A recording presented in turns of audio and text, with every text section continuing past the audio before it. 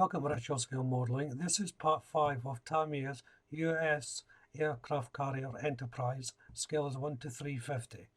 In this part, I'm going to be concentrating on the half of the ship and getting everything built therein. So let's jump into this and see how well I get on. So I'm going to be jumping in much where I left off on part 4, and there's a couple more sponsons to make up. These are for the aft. There's only two main ones to make up, this corner unit and a side unit on the starboard side. And like the previous videos, these are all made up exactly the same way as the bottom part and top half go together, and then I'm putting on the cleats to make it up. Now this one will have one of the guns going on it, so that will be slightly different. You have to be careful when placing the gun on, however, because the barrel itself is very small and can be quite brittle and easy to break. So just only handle it through the housing of the weapon itself. But be careful of the location and where it is, because you can quite easily snap off. And then it's over to the starboard side for the starboard sponson. And like the port, this is made up the exact same way. However, this one doesn't have a gun on it, just the little cleats that you can see there on the bench. And now it's onto the aft section proper. There's a few bits and pieces to be made up here. On the back wall, there's various little platforms that have to go on first of all.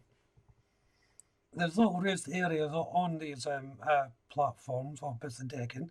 I'm not exactly sure what they're for. There's not any much detail on them. It's just a square bit of plastic. So what the actual function is, I'm not too sure. On the deck section, there's more cleats to go in. These are the tiny little butts, again, you can see on the mat there. I've tried zooming in so you can see them properly, but they're so small, everything just goes blurred with my camera, and there's really not much point. However, once everything is on, it's time to attach these two. Now there's a nice little lip on the deck plate there for the wall unit to sit on.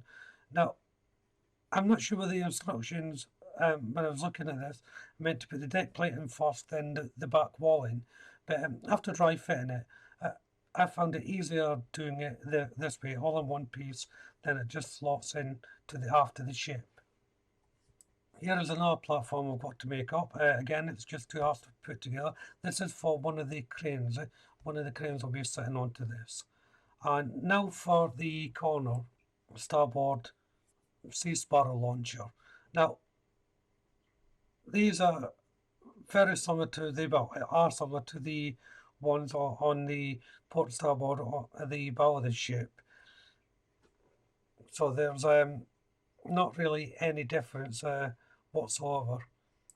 And while I'm waiting everything to dry, I'm using Umbro 53 gun metal just to paint in the cable section of the crane. And here I'm using Umbro 24 trainer yellow, and this is for the little step ladders that go up the aft of the ship. Now this is where things get interesting, and it's actually my first mistake that I mentioned on the previous videos. Now, I'm placing these little life pod things around the launcher there. Well, I think they're life pods. I'm not sure, but they look like it to me anyway. Anyway, that's not the problem. The problem is the colour. I painted them white. The instructions call for white, but they should actually be grey, a light grey colour. It's slightly annoying. I spent quite a lot of time painting these, trying to get them to look right, only then to discover I painted them the wrong colour. Now, I'm going to wait until they're in situ before I repaint them. That is because I wasn't at this point that I discovered they were the wrong colour. I only discovered they were the wrong colour once I placed them on the ship. That's why they're still white at the moment. It's my own fault. I should have done a little bit more research, but the instructions called for white. Same with the lifeboat support boat as well. And I should have done a little bit more research to make sure everything was how it should be. So I've only got myself to blame for this. And I spent a lot of time touching up the paint and getting everything looking right. I generally don't do this until the end, but I decided to do it at this point. But never mind, that's how things go. So the Sea Sparrow weapon system is going on now, and that just sits on its mount like that. So it's back to the aft part of the ship, and this is the fascia for the aft part, so the framing, if you like, that forms a part of the hull. And there's a couple of bits to go on here. Mainly is the little step ladder that I just painted. So now that's dry, I can place it on.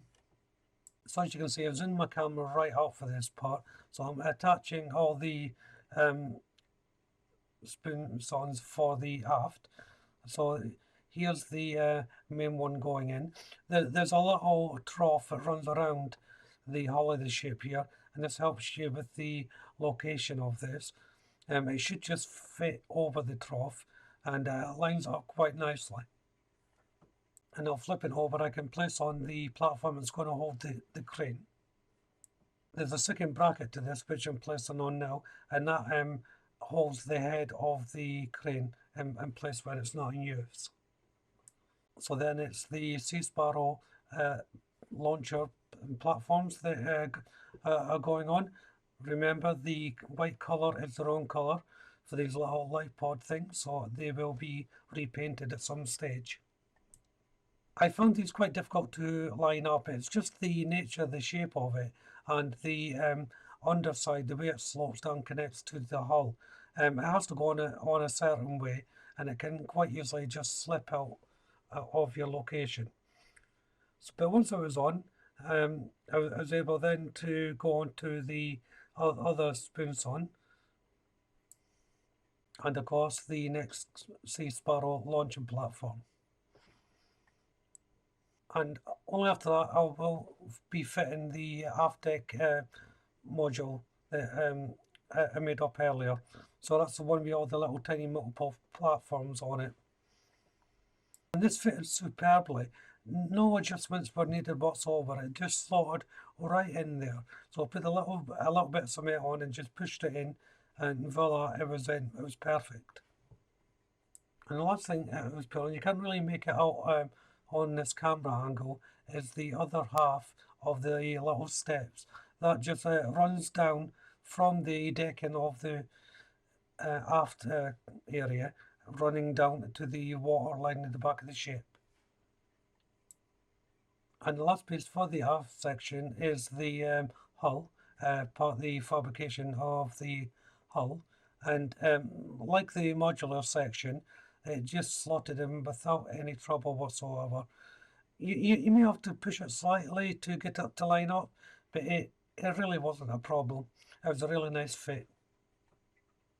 So we'll just hold it up and you can just about make it out. And the last thing I'm going to be putting on for this part of the build is the crane. Now, the nature of this, it's quite difficult to get this in shot while placing it on, but I'll do my best. You can see there, it has got a little location point for it to sit onto. It's on to fitting the rudder and the screws. Before I do that, I just have to make two little holes to hold the rudders. Now, there's a lot of location points for you to get the exact location for your drill bit. These two holes aren't drilled, the other ones are, so there's 4 rudders in total, but for some reason they're asking you to drill 2 your own and not have the pre-drilled holes in. So as you can see, I've already done one set of the screws and rudder. The next set goes on the exact same way. So first of all, the brackets that hold the prop shaft and screw are going on. The one nearest the bottom there, that has 2 brackets, and the one to the centre of the hull, that only has the 1 bracket. So I'll place them in first, and then I'll just slide in the shaft. Now if you're doing it this way, make sure you check for fit and that they will slide in without any resistance, because you don't want to pop off and ruin your paintwork, any brackets or bits and pieces that you've already placed on. Now these fitted beautifully, just like other parts of the build, so it wasn't a problem on this particular build. The location points for these are spot on as well. There's no modification needed. Everything just slots in where it should be. It's quite a joy to build. Sometimes these can go a bit wrong. The shafts, you have to bend them to get them into place and so on. You didn't have to do this with this one. It just slotted right in. Next is to put in the screws or the propellers. There's just enough leadway at the end of the prop shaft for these to fit on. If you're having any movement involved in this, I would recommend putting these on last, because they will have a tendency to break off if you handle them too much. And next I'll be placing in the 2 rudders. And this is where I'll leave part 5. So if you haven't done so already, why don't you check out the video for my other builds. If you subscribe to the video, make sure you hit the notification bell. That way you'll be kept up to date not only with this build, but all my other builds as well, of course. Hit that like button, don't be afraid to leave a comment, and of course you can share the video. But for now, thank you all very much for watching. Bye bye.